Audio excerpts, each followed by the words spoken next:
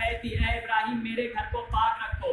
ابراہیم کو کہا کہ میرے گھر کو پاک رکھو، یعنی کعبے کو پاک رکھنا ہے. تو ابراہیم سے کہا ابراہیم کعبے کو پاک رکھو، بیت کو پاک رکھو، میرے گھر کو پاک رکھو. یعنی جب بیت کی طہارت کی بات آئی تو ذمہ ابراہیم کو دے دیا، اور جب اہل بیت کی طہارت کی بات آئی تو ذمہ خود لے لیا.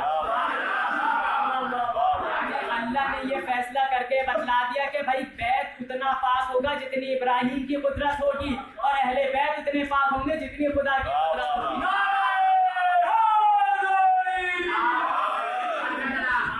اہل بیت اتنے پاک ہیں جتنی خدا کی قدرت ہے. اور اللہ نے آیت تطہیر کا آغاز کیا انما سے. انما ہے کلمہ حصر. انما کا مطلب ہے صرف اور صرف، فقط اور فقط. یعنی بس انما کے بعد جو کہہ دیا جائے. تو انما سے پہلے والے اور بعد والوں میں فرق یہ ہے کہ انما اندر والوں کو باہر جانے نہیں دیتا، باہر والوں کو اندر آنے نہیں دیتا. یہ ہے کلمہ حصر. تو انما کی طاقت یہ ہے باہر والے اندر نہیں آئیں گے، اندر والے باہر نہیں آئیں گے. تو اللہ نے آیت تطہیر کے آغاز میں انما رکھ کے بتا دیا کہ آیت تطہیر کا مصداق وہی ہے جو چادر کے اندر ہے، باہر والے مصداق نہیں ہے. علیہ السلام پر بابا سے بلند سلامات.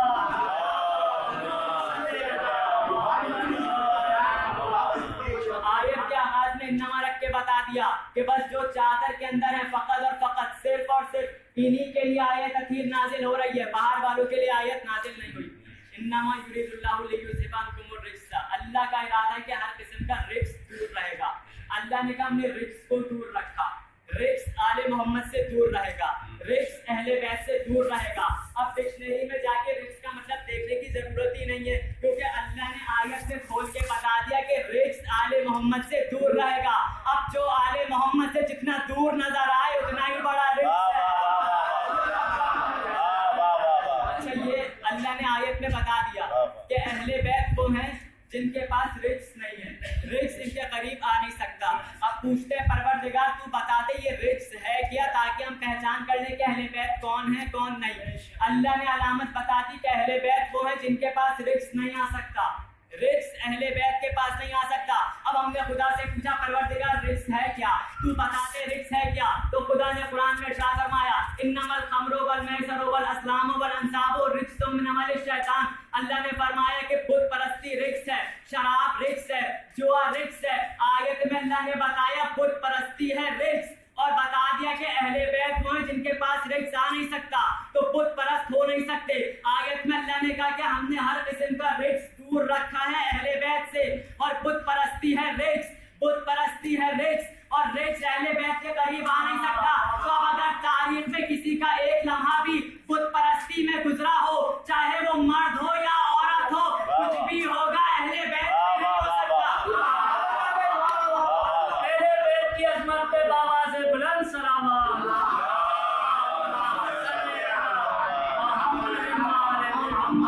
نے بتا دیا کہ رجس بت پرستی ہے رجس. آل محمد سے ہر قسم کا رجس دور ہے.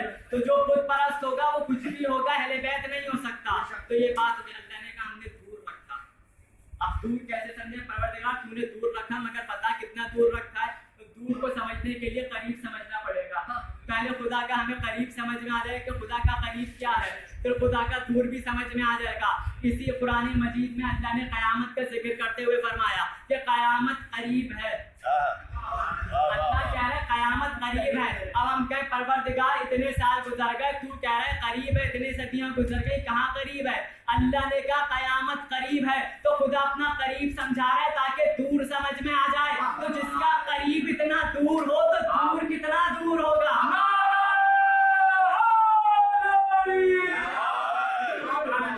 جس کا قریب اتنا دور ہے تو دور کتنا دور ہوگا. یہ اللہ نے بتا دیا ہر قسم کا رجس دور رکھا ہے اہل بیت سے. اب یہ اہل بیت کون ہے، اب یہ بھی تو واضح کرنا ہے، کیونکہ جس کا دل چاہا یہ بھی اہل بیت، یہ بھی اہل بیت، ہر کسی کو شامل کرتے رہے اہل بیت میں. بنا دیا یہ بھی آل محمد ہے، یہ بھی آل محمد، یہ بھی آل محمد، ہر کسی کو آل محمد میں شامل کر دیا. کوئی ان نادانوں کو یہ بتلا دے کہ یہ عربی والا آل ہے، انگلش والا آل نہیں ہے. یہ عربی والا آل ہے، انگلش والا آل نہیں ہے کہ سب کو اس میں شامل کرتے رہو. سب کو شامل کر دیا. یہ بھی کیوں؟ آیت تطہیر کا مصداق بنانا ہے. اور کسی کو کچھ نہ ملا تو نبی سے رشتے جوڑ لیے. کہ नबी से रिश्ता जोड़ने के बाद वो समझ लेते कि नबी से रिश्ता जुड़ जाएगा, हम भी आया का मिसदाक बन जाएंगे, हम भी अहले बैत बन जाएंगे। तो अहले बैत कौन है? अब ये बताया जा रहा है कि जब चादर तथीर में पंजतन पाक जमा हो गए, आयत का नुज़ूल होने लगा, पंजतन पाक चादर में जमा है, उधर जिब्राइल ने कहा या रब्बे वमन तहतल किसा, परवरदिगार इस चादर किसा के नीचे कौन है? अल्लाह ने तारुफ करा दिया, हम फातिमा तो बाबूहा व बालूहा व बनुहा।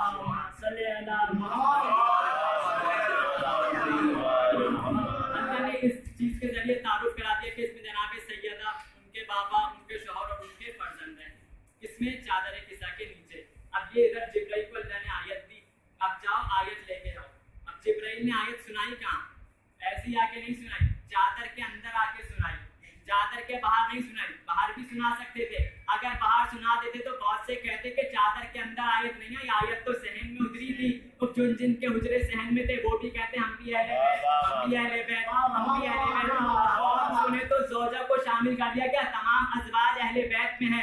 और नबी ने ये मौका उनका ऐसा रद्द किया कि जनाब उम्मे सलमा का किस्सा मिलता है कि जब पंजतन चादर के अंदर जमा हो गए तो एक मर्तबा जनाब उम्मे सलमा ने कहा या रसूल अल्लाह, क्या इजाजत है कि मैं भी चादर के अंदर आ जाऊं, मैं भी चादर तथीर के अंदर आ जाऊं? तो नबी ने फरमाया ए उम्मे सलमा अंती अलल खैर, ए उम्मे सलमा तुम खैर पर हो।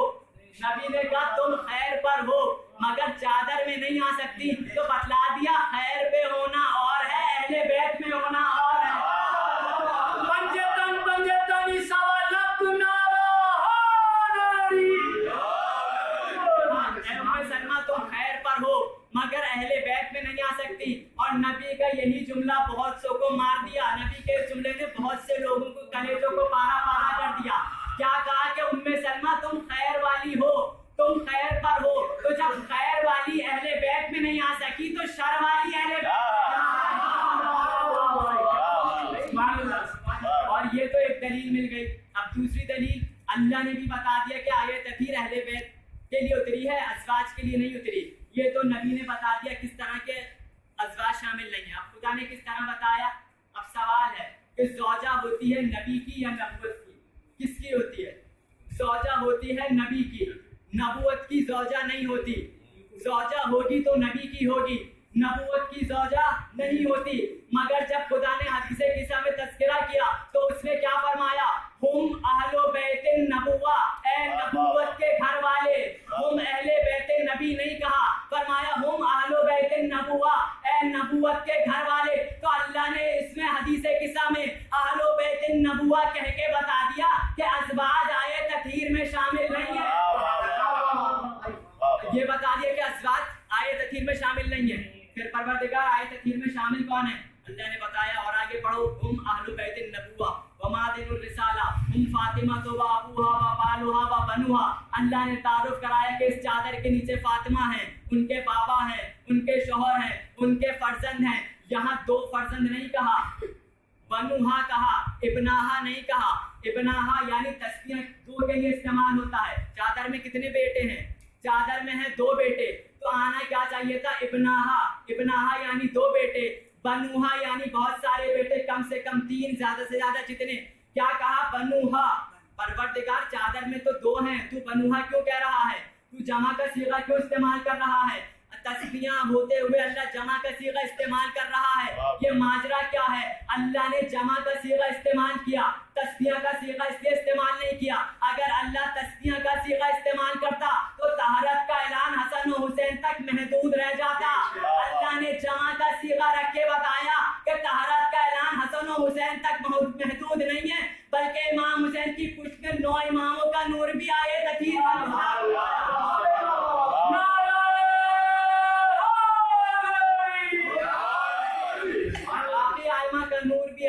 का मिस्ताक बन गया। बीबी सैयदा के दो बेटे नहीं, सारे बेटे। अब जो जनाबे सैयदा का बेटा है वो आयत तथीर का मिस्ताक बन गया। पूरे 12 इमामों के लिए आयत दलील है बनुहा। ये लफ्ज़ बनुहा दलील है पूरे 12 आइमा की, इस आयत का मिस्ताक है। फिर अल्लाह ने क्या फरमाया? हमने इनको ऐसा पाक रखा जैसा कि पाक रखने का हक है। ये आखिरी बात, इसके बाद रखते मसाइल। क्या कहा कि ऐसा पाक रखा। अब ये पाकिज़गी का आलम क्या है? अल्लाह ने कहा हमने पाक रखा है, ऐसा पाक रखा है जैसा कि पाक रखने का हक है। तो पाक क्या मैं और आप नहीं है? पाक मैं और आप भी हैं, पाक वो भी हैं کہا کہ ہم نے انہیں ایسا پاک رکھا جیسا کہ پاک رکھنے کا حق ہے. پاک ہم بھی ہیں, پاک وہ بھی ہیں, مگر فرق یہ ہے کہ ان کی پاکیزگی ایسی ہے کہ ان کی چاروں طرف طہارت ہی طہارت ہے, اور ہماری طہارت ایسی ہے کہ ہمارے گرد چاروں طرف سے نجاست کا طواف ہے. نجاست ہماری زندگی میں ہے. مثال کے طور پہ ہاتھ کٹا, خون نکلنے لگ گیا, اب خون گرا ہاتھ پہ, رومال سے صاف کیا, ہاتھ نجس ہو گیا, رومال نجس ہو گیا. اب پسینہ آیا, رومال اٹھا کے اس سے پیشانی صاف کر لی, اب پیشانی بھی نجس ہو گئی, خون ہے نجس. تو یہ ہے ہماری زندگی کہ طہارت کے ساتھ نجاست ہے. نجاست ہماری زندگی میں گھوم رہی ہے, مگر وہ ایسے پاک ہیں ان کی زندگی میں نجاست آ ہی نہیں سکتی. چاروں طرف تطہیر ہی تطہیر, چاروں طرف ہی طہارت ہی طہارت. اور ان کی طہارت میں اور ہماری طہارت میں فرق یہ ہے کہ جہاں ہم پیدا ہوں وہ جگہ نجس ہو جائے, اور جہاں وہ پیدا ہوں وہ جگہ ہی بیت اللہ بن جائے.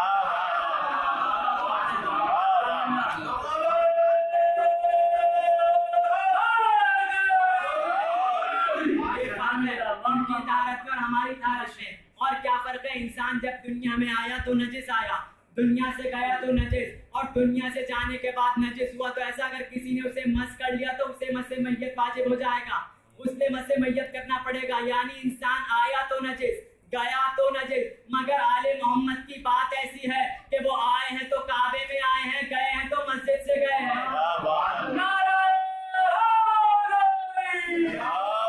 اب کیا کہا؟ ایسا پاک رکھا جیسا پاک رکھنے کا حق ہے. تو اللہ نے انسان کو 3 چیزوں سے بنایا. اب یہ کیسے پاک ہیں؟ ایسے پاک ہے جیسا کہ پاک رکھنے کا حق ہے. اب 3 چیزوں سے بنا ہے, روح, جسم اور نفس. 3 چیزوں سے اللہ نے انسان کو بنایا. اب ایسے پاک ہے جیسا کہ پاک رکھنے کا حق ہے کا مطلب کیا ہے کہ جسم بھی پاک ہو, روح بھی پاک ہو, نفس بھی پاک ہو. انسان کی خلقت ہوئی اس طرح کہ اللہ نے روح کو اعلیٰ ترین جگہ سے لیا. روح آئی اعلیٰ ترین جگہ سے, جسم آیا پست ترین جگہ سے. اعلیٰ ترین جگہ سے روح لی, پست ترین جگہ سے جسم لیا. دونوں کو اللہ نے ساتھ رکھا. اور تیسری چیز جس کا نام تھا نفس, اللہ نے نفس کو ساتھ رکھا. اعلیٰ جگہ سے روح, پست ترین جگہ سے جسم. جسم اور روح کو ساتھ رکھ کے درمیان میں نفس رکھا. نفس نے جسم اور روح کو کنٹرول رکھا. جسم اور روح کنٹرول ہے نفس پہ, یعنی نفس ہوگا تو جسم اور روح ساتھ رہیں گے. نفس نکلے گا, جسم الگ ہو جائے گا, روح الگ ہو جائے گی.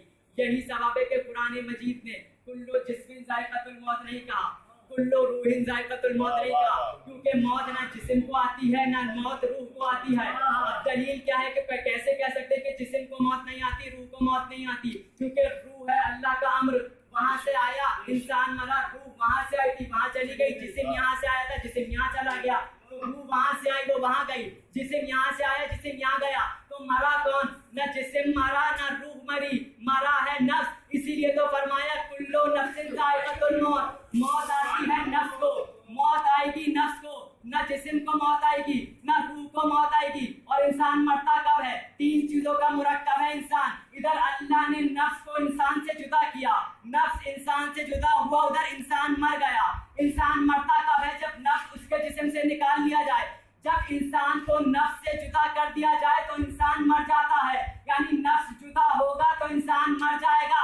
یہی سبب ہے کہ اللہ نے علی کو جسم رسول نہیں کہا, روح رسول نہیں کہا, اللہ نے علی کو نفس رسول کہا ہے. اور نفس کا مطلب کیا ہے؟ علی ہے نفس رسول. نفس انسان سے جدا ہو جائے تو انسان مر جائے. تو خبردار, اب تو ہوش کے ناخن لو, علی کو نبی سے جدا کرنے کی کوشش نہ کرنا, ورنہ رسالت مر جائے.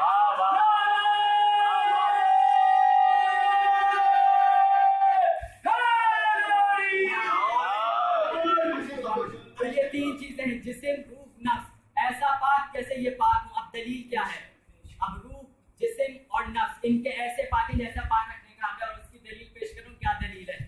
اور دلیل بڑی کمال کی دلیل ہے کہ حکم آیا خدا کا, جتنے دروازے مسجد کی طرف کھلتے ہیں سارے دروازے بند کرا دیے جائیں.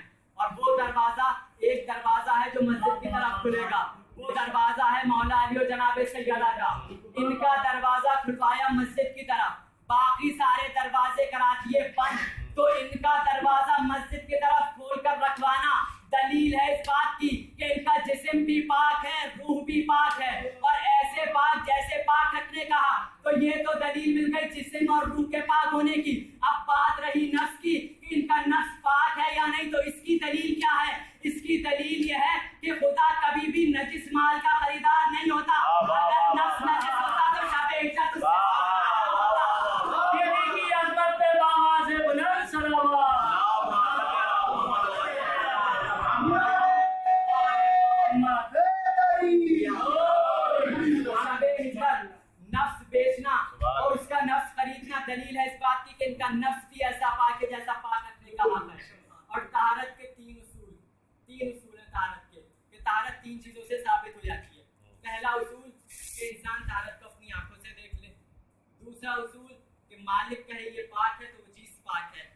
تیسرا دو عادل گواہ ہوں کہ یہ چیز پاک ہے تو پاک ہے. مثال کے طور پہ ایک رومال ہے وہ نجس ہے اور وہ رومال میری ملکیت میں. اب اگر کسی نے پوچھا کہ بھائی یہ رومال پاک ہے یا نجس ہے, میں نے کہا کہ یہ پاک ہے تو رومال پاک ہے, کیوں مالک کہہ دے تو پاک ہے.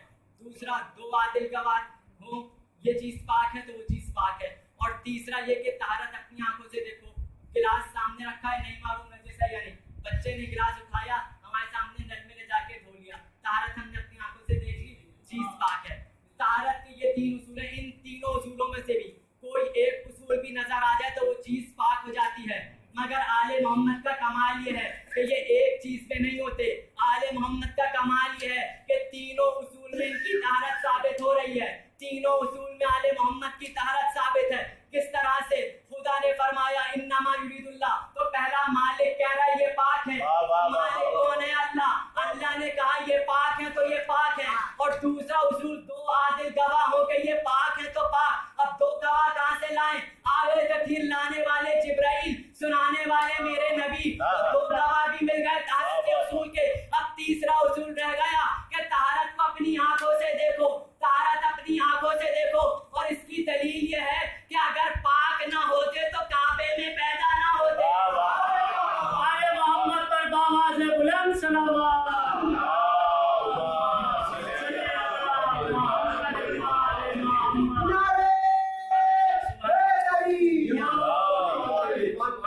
طہارت کے تینوں اصول میں آل محمد کی طہارت ثابت ہو گئی.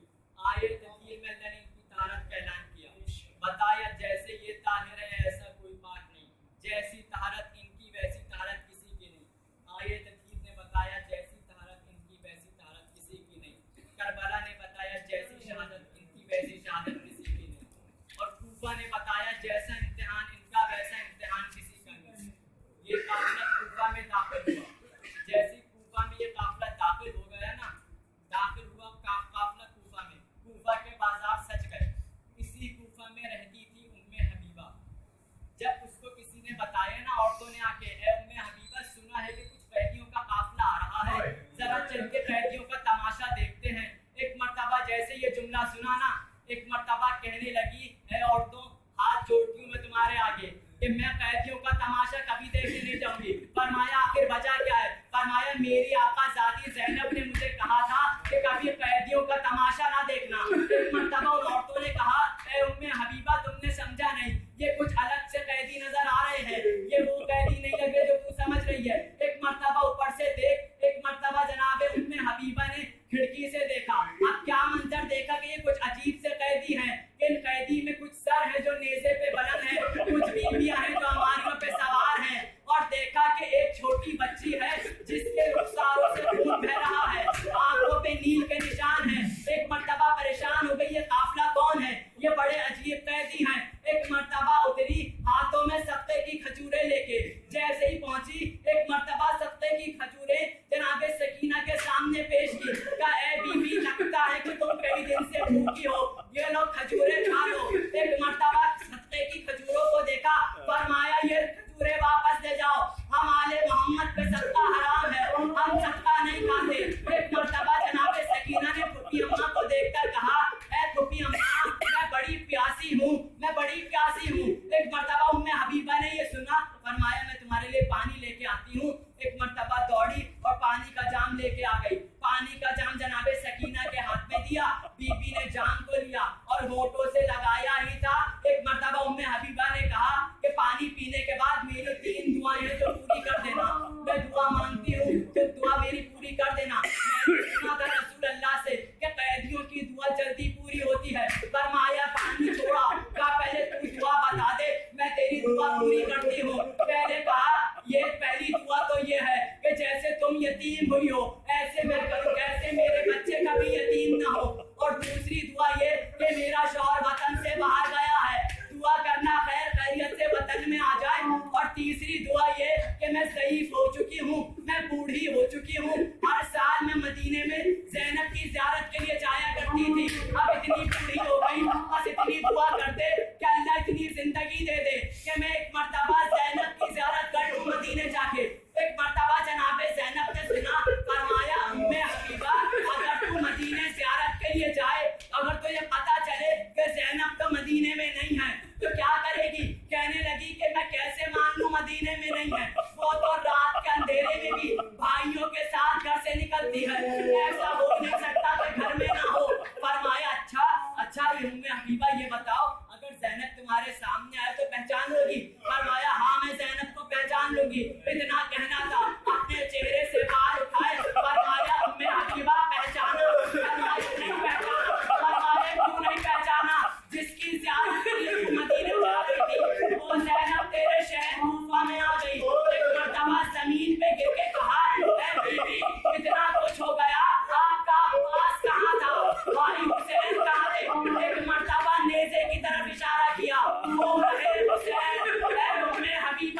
सैयदा का पूरा घर उजड़ गया